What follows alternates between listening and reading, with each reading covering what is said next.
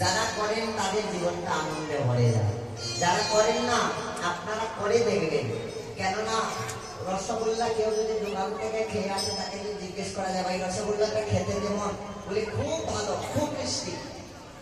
এবার যদি বলে মিষ্টিটা কেমন, বলি খুব মিষ্টি। আর কিছু বলতে পারেনি, বলি তাহলে মিষ্টির স্বাদটা কেমন, বলি ওটা যদি বুঝতে হবে তাহলে তোমাকে মিষ্টি খেতে হবে, রসগোল্লা খেতে হবে, তা না হলে বুঝতে পারবে না।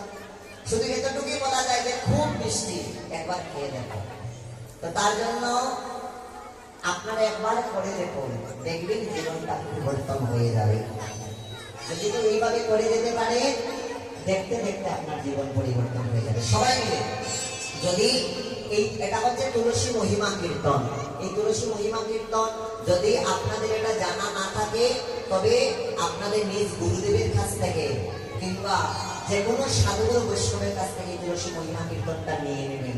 আর তাও যদি সম্ভব না হয়, তবে এত কিছু দরকার নেই, আরো সহজ বলে কি সবাই মিলে একসঙ্গে শেষবারের মতো সবাই মিলে একসঙ্গে হরে কৃষ্ণ